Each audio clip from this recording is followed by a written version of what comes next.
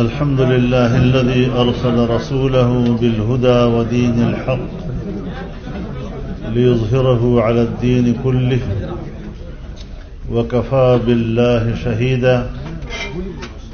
محمد رسول الله. أشهد أن لا إله إلا الله وحده لا شريك له في الخلق والأمر، وأشهد أن سيدنا وسندنا ومولانا محمدا عبده ورسوله المبعوث إلى الأسود والأحمر، المنعوت بشرح الصدر ورفع الذكر، المتمم لقصر النبوة على الوجه الأكمل، فمن ادعى النبوة بعده فقد ضل وكفر. ما شاء الله. جناب صدر محترم، حضرات علماء کرام، بزرگان ملت، میرے دوستوں اور بھائیوں،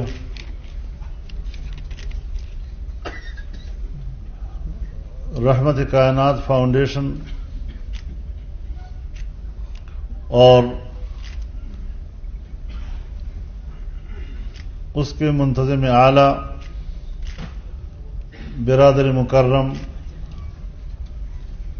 مولانا اسد محمود صاحب دامت برکاتہم کا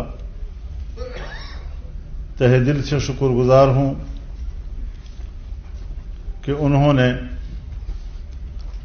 جناب رسول اللہ صلی اللہ علیہ وسلم کی سیرت کی عنوان سے یہ خوبصورت، خوشبودار اور خوشگوار محفل سجائی ہے.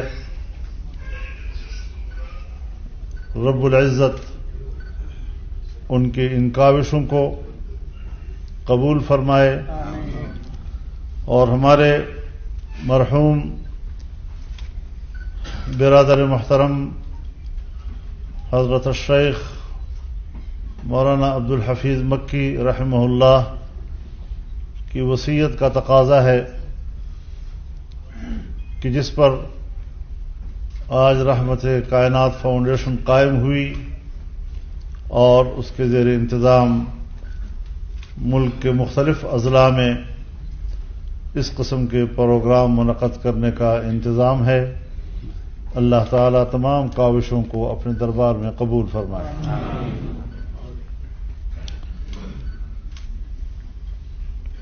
مجھ سے پہلے مقررین نے جناب رسول اللہ صلی اللہ علیہ وسلم کی سیرت مبارکہ کے مختلف پہلوؤں پر بات کی ہے.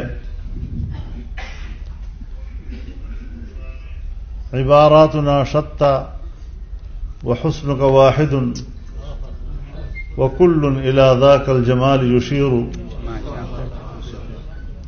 جس جہت سے بھی رسول اللہ صلی اللہ علیہ وسلم کی حیات طیبہ کو زیر بحث لایا جائے، ہر بحث ناتمام رہتی ہے.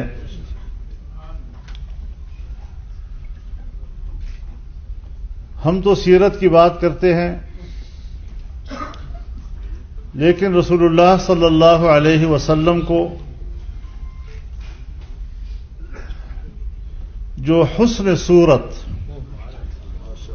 اللہ نے عطا کی تھی، علماء کرام اس بات پر متفق ہیں، شراح حدیث اس بات پر متفق ہیں کہ آپ کے ظاہری حسن صورت کا ادراک بھی قوت بشری سے باہر ہے. صحابہ کرام نے بھی جناب رسول اللہ صلی اللہ علیہ وسلم کے شمائل کا ذکر کیا ہے، آپ کے حسن ظاہری کو بیان کیا ہے. لیکن جہاں تک ان کی نظر جاتی تھی، جہاں تک ان کی نظر جاتی تھی وہی بیان کیا ہے. آپ کا حسن اس سے بھی آگے تھا.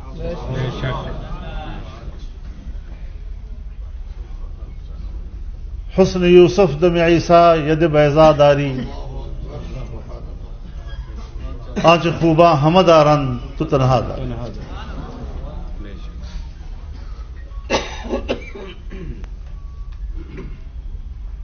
لیکن بہرحال اس پر بھی اتفاق ہے کہ حسن ظاہری کا اتباع کسی بھی انسان کے لیے ناممکن ہے. حسن صورت کی نقالی ہم کیسے کریں گے؟ آپ کا رخ انور کہاں سے لائیں گے؟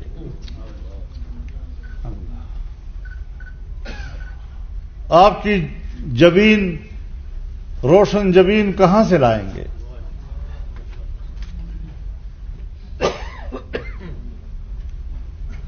آپ کی بھویں ہم کہاں سے لائیں گے؟ آپ کے ابرو کی نقالی ہم کیسے کریں گے؟ آپ کے قد کاٹ کی ہم کس طرح تابعداری کریں؟ یہ تو قوت بشری سے باہر ہے.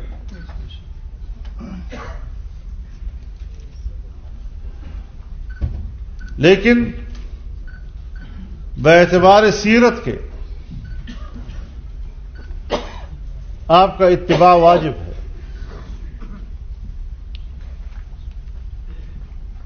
اس لیے رسول اللہ صلی اللہ علیہ وسلم کو آپ کی سیرت کے حوالے سے، آپ کی تعلیمات کے حوالے سے، آپ نے جو دین ہمیں پڑھایا اس حوالے سے رسول اللہ کو سمجھنا بھی واجب ہے اور رسول اللہ کی پیروی کرنا بھی واجب ہے. اس لیے جھگڑے نہ کیا کرو. باعتبار رسالت کے اگر وہ ہر جگہ موجود ہے تو کوئی مسئلہ نہیں بنتا. ان کو پہچاننا بھی تو ہے، نہیں ہوگا تو کیسے پہچانیں گے؟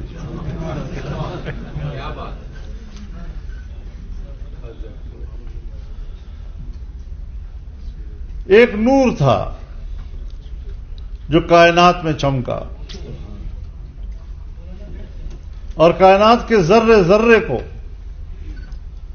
آپ نے روشنی عطا کی. اس لیے اللہ تعالی نے نہ آپ کو سورج کہا نہ آپ کو چاند کہا. سورج ہے تو اپنی ذات میں ایک آگ ہے، اور چاند ہے تو اس کی اپنی روشنی ہے ہی نہیں. وہ تو اپنی روشنی کا اکتساب بھی سورج سے کرتا ہے. اللہ تعالی نے آپ کو سراجم منیرہ کہا ہے، چراغ ہے.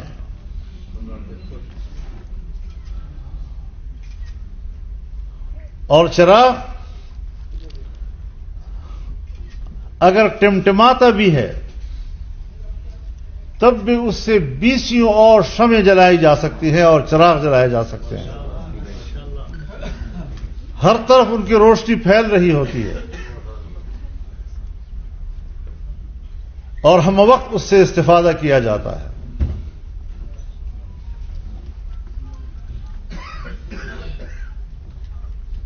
تو رسول اللہ صلی اللہ علیہ وسلم کی سیرت کا اتباع، اس کی مثال ایسی ہے جیسے امام کھڑا ہے اور اس کے پیچھے 1000 صفحے بھی ہوں، تب بھی ہر مقتدی پر بالکل بھی واجب نہیں کہ وہ یہ معلوم کر لے کہ میرا امام سفید ہے، کالا ہے، لمبا ہے، ڈنگا ہے، چھوٹے قد کا ہے، موٹا ہے، دبلا ہے، پتلا ہے. اس اعتبار سے امام کی شناخت کسی مقتدی پر واجب نہیں، لیکن امام اگر کھڑا ہے تو اس کو کھڑا رہنا پڑے گا، اگر وہ رکوع میں ہے تو رکوع میں جانا پڑے گا، اگر وہ سجدے میں ہے تو سجدے میں جانا پڑے گا، اگر وہ اتحیہ پر ہے تو اتحیہ میں جانا پڑے گا، اور اگر امام کو غلطی ہو جائے آپ کا حق ہے اس کو بتائیں، لیکن اگر وہ نہ آپ کی بات کو قبول نہ کرے تب بھی اس کی غلطی کی بھی اتباع کرنی ہوگی۔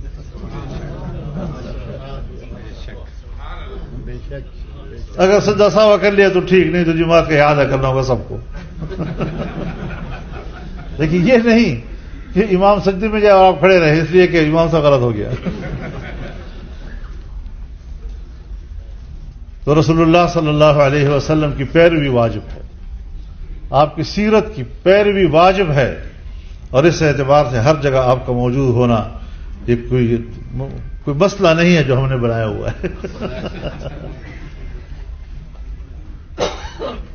لیکن جناب رسول اللہ صلی اللہ علیہ وسلم کو سید الاولین اور سید الآخرین کا مقام حاصل ہے۔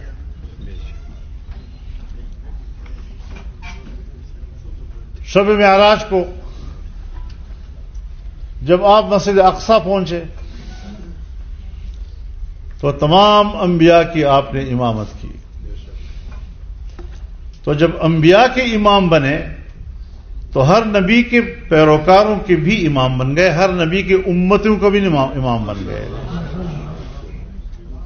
اور قیامت تک کے لیے آپ امام ہیں۔ تو پچھلی امتوں کی بھی امام آپ، اور قیامت تک آنے والے لوگوں کے امام بھی آپ۔ اتنی بڑی امامت، اتنی عظیم الشان امامت انسانیت میں کس کو حاصل ہے؟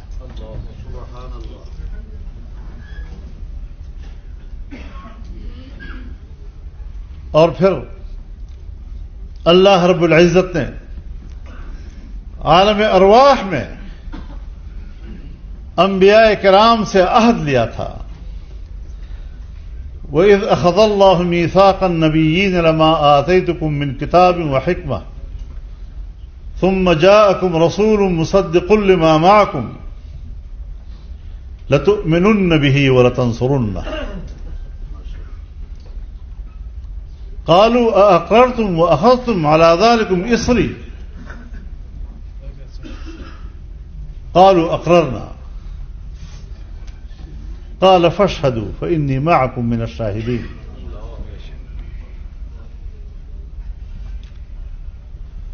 جب اللہ تعالی نے تمام انبیاء سے میثاق لیا تھا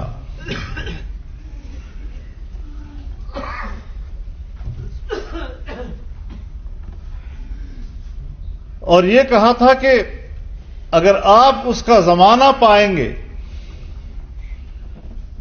تو پھر آپ پر لازم ہوگا کہ ان پر ایمان بھی لاؤ گے اور ان کی مدد بھی کرو گے۔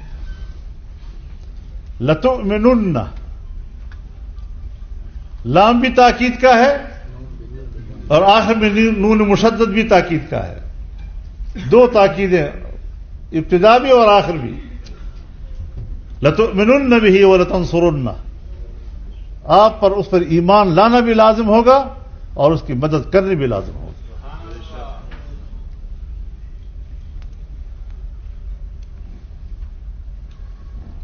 پھر اللہ تعالی نے دوبارہ پوچھا کہ تم نے میرے ساتھ یہ عہد کر لیا ہے؟ سب نے کہا ہم نے عہد کر لیا ہے۔ پھر اللہ نے فرمایا پھر تم گواہ رہو، میں بھی آپ کے ساتھ اس بات پر گواہ ہوں کہ اقرار ہو گیا ہے، اور تمام انبیاء پر ایمان لائیں گے۔ اسی لیے رسول اللہ صلی اللہ علیہ وسلم نے فرمایا کہ اگر میرے بعد حضرت موسیٰ بھی ہوتے لما وسعہ الا اتباعی، تو ان کے لیے بھی میری پیروی کے علاوہ کوئی اور چارہ نہ ہوتا۔ آج کل لوگ بات کرتے ہیں نا کہ حضرت عیسیٰ علیہ السلام بھی تو آئیں گے نا، تو رسول اللہ صلی اللہ علیہ وسلم کے حضرت عیسیٰ آ گئے تو تم بھی تو اس کا اقرار کر رہے ہو، تو ختم نبوت کے عقیدے پر سوال اٹھاتے ہیں۔ بھائی یہ تو بڑی آسان بات ہے۔ اللہ تعالیٰ کسی سے بھی نبوت دینے کے بعد اس سے واپس نہیں چھینتا۔ اللہ دی ہوئی نعمت کو چھینتا نہیں ہے، عام آدمی سے بھی نہیں چھینتا، قوموں سے بھی نہیں چھینتا، پھر انبیاء سے کیسے چھینے؟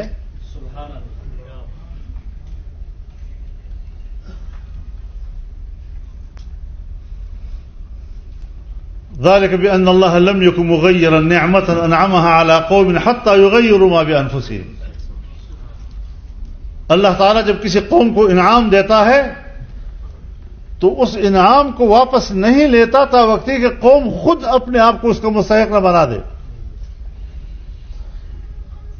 یہ جو ہم لوگ کبھی ایک آیت کا معنی کرتے ہیں نا کہ خدا نے آج تک اس قوم کی حالت نہیں بدلی، نہ ہو جس کو خیال خود آپ اپنے حالت کے بدلنے کا، اس ترجمے میں سہوا ہوا ہے، اس شعر میں سہوا ہے، اس میں تصور ہی ابھرتا ہے کہ اللہ ترقی اس وقت دیتا ہے جب آپ اپنے آپ کو مستحق بنائیں، اللہ نعمت اس وقت دے گا آپ کو اگر آپ اپنے آپ کو اس کا مستحق بنائیں، جبکہ نعمت دینے کے لیے کوئی ضابطہ موجود نہیں ہے اللہ کا۔ اللہ جس کو چاہے جتنا چاہے نعمت اسے نواز دیتا ہے، لیکن نعمت جب سلب کرتا ہے تو بلا وجہ سلب نہیں کرتا، بلکہ ذلك بأن الله لم يكن مغيرا نعمة أنعمها على قوم حتى يغيروا ما بأنفسهم، اسی آیت کے ساتھ مشابہ ہے کہ جب تک انسان خود اس کا حقدار نہ بن جائے اللہ اپنی نعمت کو واپس نہیں کرتا۔ ضرب الله مثلا قرية كانت آمنة مطمئنة يأتيها رزقها رغدا من كل مكان، ہر طرف سے رزق کھچ کھچ کے آ رہا تھا اس آبادی کے اندر، فكفرت بأنعم الله فأذاقها الله لباس الجوع والخوف بما كانوا يصنعون۔ تب جا کر عذاب دیا جب کفران نعمت کیا، اور وہ بھی بھوک کا اور خوف کا، جس طرح آج کل ہم ہیں، معیشت بھی تباہ، امن بھی تباہ، اس لیے کہ ہم نے اس کی نعمت کی قدر نہیں کی۔ ہم نے جس کلمے کے سہارے پر وطن حاصل کیا، ہم نے اس کلمے کے ساتھ بے انصافی کی ہے، ہم نے اس کلمے کے ساتھ غدر کیا ہے، تو اللہ کے کلمے کے ساتھ غدر کرو گے اور وہ تم پر نعمت ہے، یہی حالت کرے گا پھر۔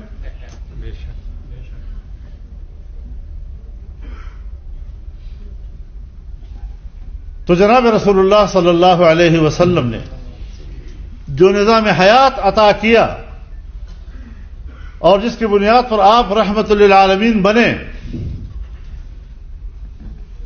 پوری کائنات نے آپ سے استفادہ کیا، غیر مسلموں نے بھی آپ سے رہنمائی لی، اور ہم نے تو وطن عزیز ہی ان کے نام پہ حاصل کیا۔ تو من حیث القوم ہمیں سوچنا ہوگا، ہمیشہ دو چیزیں ایک دوسرے سے وابستہ ہیں، اور اللہ رب العزت نے بھی اکثر مقامات پر ان دونوں چیزوں کو اکٹھے ذکر کیا ہے۔ ایک آپ کا عقیدہ، آپ کا فیتھ، اور دوسرا آپ کا کردار اور آپ کا کریکٹر۔ اگر عقیدے اور کردار میں موافقت ہے، عقیدہ بھی ٹھیک ہے، کردار بھی اس کے موافق ہے، ان الذین آمنوا وعملوا الصالحات،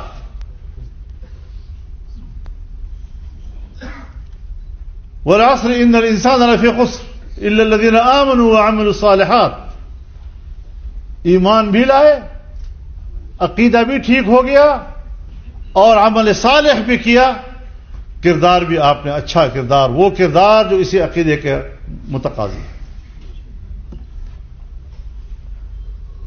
لیکن انسان کی کامیابی کے یہ چار اصول جو اللہ رب العزت نے بیان کیے، الا الذین آمنوا، سب سے پہلا جو کامیابی کا راز ہے وہ ایمان میں ہے، عقیدہ ٹھیک ہونا چاہیے۔ دوسرا کامیابی کا راستہ اور راز وہ اعمال صالحہ ہیں، یعنی وہ اعمال، وہ کردار، وہ کیریکٹر جو آپ کے اس عقیدے اور فیض کے بالکل تابع ہو۔ اور تیسرا وتواصوا بالحق، کہ آپ حق کا پرچار کریں۔ اب حق کے معنی کیا ہے؟ ہم تو کسی کو، غریب کو، اپنے سے کمزور آدمی کو کوئی سچی بات کہہ دیں تو ہم نے حق کہہ دیا۔ صافی صاحب میرا زور چڑھتا ہے، میں اس کو سنا دیتا ہوں دو چار، یہ حق ہے۔ ہمارے علماء کرام کتابوں میں ہمیں پڑھاتے ہیں کہ جو چیز مطلق ذکر ہو، خارج میں اس کا مراد فرد کامل ہوا کرتا ہے، ایسا ہی ہے نا؟ شے ذکر سے مطلق مراد نہ فرد کامل، یہاں حق مطلقاً ذکر ہوا ہے، اس حق کا خارج میں فرد کامل مراد ہوگا، اور فرد کامل کیسے معلوم کرو گے؟ حق کا فرد کامل کیا ہے، کیسے معلوم کرو گے؟ تعرف الاشیاء باضدادها، کبھی چیزیں پہچانی جاتی ہیں اس کی ضد کی بنیاد پر۔ وتواصوا بالحق، یعنی پہلے ہم باطل کو سمجھیں گے کہ خارج میں باطل کا فرد کامل کیا ہے، تو اس کے مقابلے میں پھر حق کا فرد کامل بھی سمجھ سکیں گے، اور خارج میں باطل کا فرد کامل ایک ظالم حکمران ہوا کرتا ہے، سب سے طاقتور، ملکی نظام اس کے ہاتھ میں، وسائل اس کے ہاتھ میں، جبر کرتا ہے، ظلم کرتا ہے۔ اللہ کے نمڑا تو ایک سنجیدہ بات کو خواہ مخواہ اس طرح، تو جب ایک دفعہ ہم نے باطل کو سمجھ لیا کہ باطل کا خارج میں فرد کامل وہ ایک ظالم اور جابر حکمران کی شکل میں سامنے آتا ہے، تو پھر حق کا فرد کامل یہ ہوگا کہ آپ اس جابر اور ظالم حکمران کے مقابلے میں حق کا کلمہ بلند کریں۔ جب یہ کیفیت پیدا ہوگی تو پھر آپ وتواصوا بالحق پر عمل کرنے والے ہو جائیں گے۔ اور اس کی دلیل یہ ہے، میں نے جو یہ معنی کیا ہے، اس کی دلیل کیا ہے؟ اس کی دلیل ہے وتواصوا بالصبر۔ کیوں کہ ظالم جابر حکمران کے مقابلے میں جب آپ کلمہ حق کہیں گے تو آزمائشیں آئیں گی، تکلیفیں آئیں گی، مصیبتیں آئیں گی، اور ان مصیبتوں کے لیے کہہ دیا وتواصوا بالصبر کہ آپ نے صبر و استقلال کے ساتھ ان کو برداشت بھی کرنا ہے۔ ورنہ کا چھوٹا موٹا حق ہے، اس کے مقابلے میں صبر کی کیا ضرورت ہے؟ ہم جیسا کمزور آدمی کسی کو سچی بات کرے تو کیا حیثیت ہے؟ اصل بنیاد یہ ہے کہ ہم قرآن کریم کو اس انداز سے سمجھیں جس طرح جناب رسول اللہ صلی اللہ علیہ وسلم نے اپنے عمل کے ذریعے سے دکھایا، جیسے انبیاء کرام نے دکھایا۔ حضرت موسیٰ کا مقابلہ فرعون سے تھا، حضرت ابراہیم کا مقابلہ نمرود سے تھا، بڑے بڑے جبابرہ کے ساتھ ان کا مقابلہ تھا۔ نبی علیہ الصلوۃ والسلام کا مقابلہ ابو جہل اور اس قسم کے مخلوق کے ساتھ تھا، طاقتور ترین قوتوں کے سامنے کلمہ حق کہہ دیا۔ یہ وہ آپ کی سیرت ہے۔ اب اس نظام کی ابتدا تمام انسانیت اس پر متفق ہے کہ انسانی معاشرے کے جو مدنی طبع ہے، جو ایک دوسرے کے ساتھ مل جل کر زندگی گزارنے کی مزاج اور طبیعت رکھتے ہیں، جب مل جل کر رہو گے تو کوئی نظام ہوگا جو آپ کے حقوق کا تعین کرے گا، آپ کو ایک دوسرے سے وابستہ کرے گا، اور اس کا آغاز قانون سے نہیں ہوتا، اخلاق سے ہوتا ہے۔ پہلے اخلاق اور رویے ٹھیک ہونے چاہیے۔ آپ نے اگر کسی قرض دیا، اب وہ قرض ادا نہیں کر رہا، تو آپ سے کہتا ہے کہ مہلت دے دو، فنظرۃ الی میسرہ. اگر آپ مہلت بھی دے رہے ہیں اور پھر بھی ادا نہیں کرتا تو پھر اللہ کہتا ہے معاف کر دو.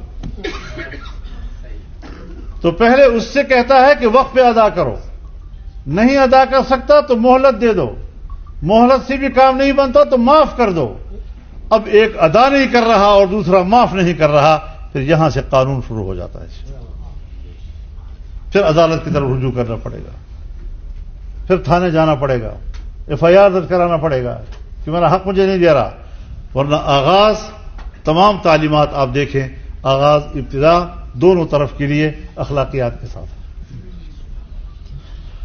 تو بنیادی چیز اعلی اخلاق ہیں جو ہم اپنے اندر پیدا کریں. انسان کے اپنے اندر ذات میں دیانت ہونی چاہیے اور امانت ہونی چاہیے. وما خلقت الجن والانس الا ليعبدون. ہم نے جن سے ان کو صرف اور صرف اپنی عبادت کے لیے پیدا کیا ہے. تو اولین چیز انسان کے اندر بندگی ہے اور امانت ہے کہ بس یہ امانت مجھے حاصل ہو گئی ہے, اب یہ اس سیرے میں محفوظ رہے گی.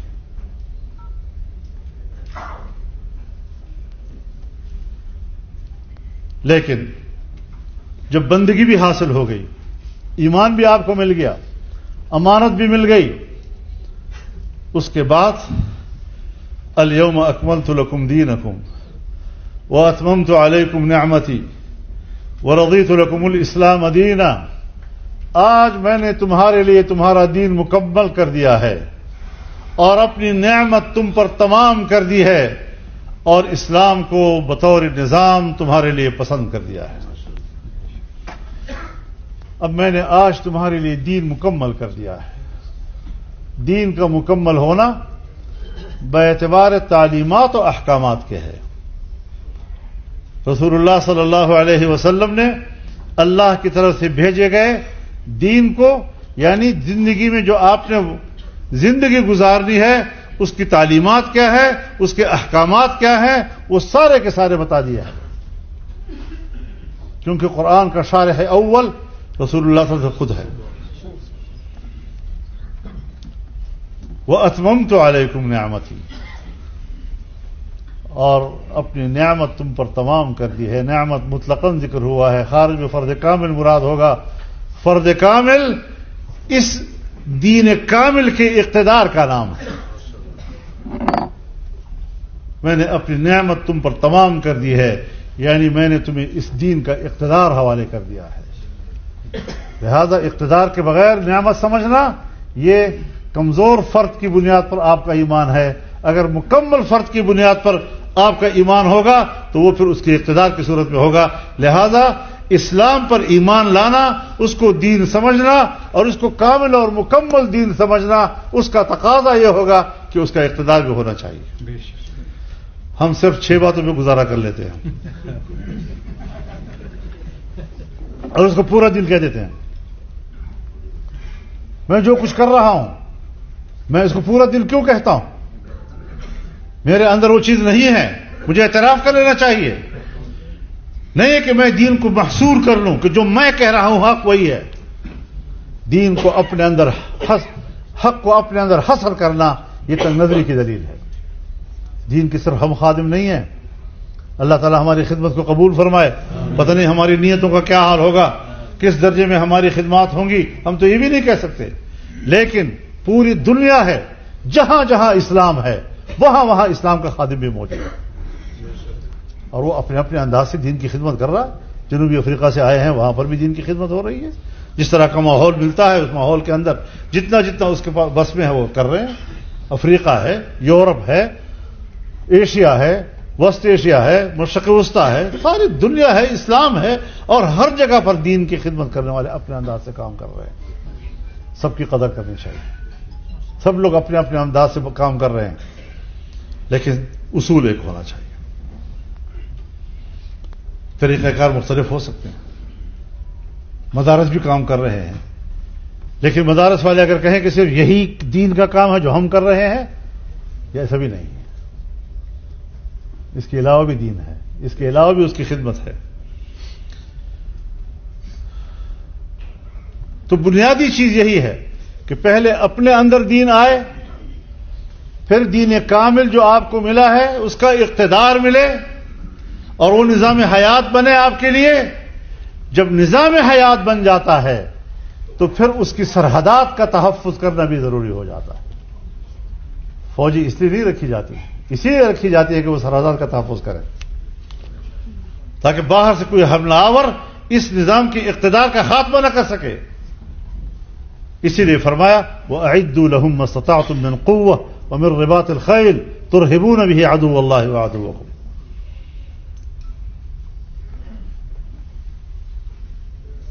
جتنا تمہارے بس میں ہو طاقت بڑھاؤ، تیار کرو اپنی طاقت کو، اور طاقت بڑھاؤ۔ زمانے جب مختلف ہو جاتے ہیں تو نظام بھی مختلف ہو جاتے ہیں۔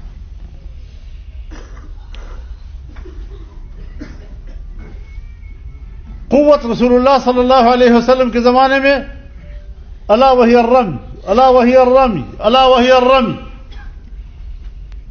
اس کو قوت سے تعبیر کیا گیا۔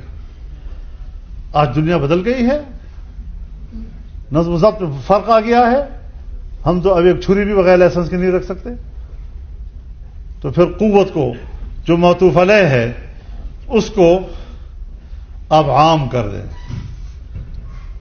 قوت عام ہے۔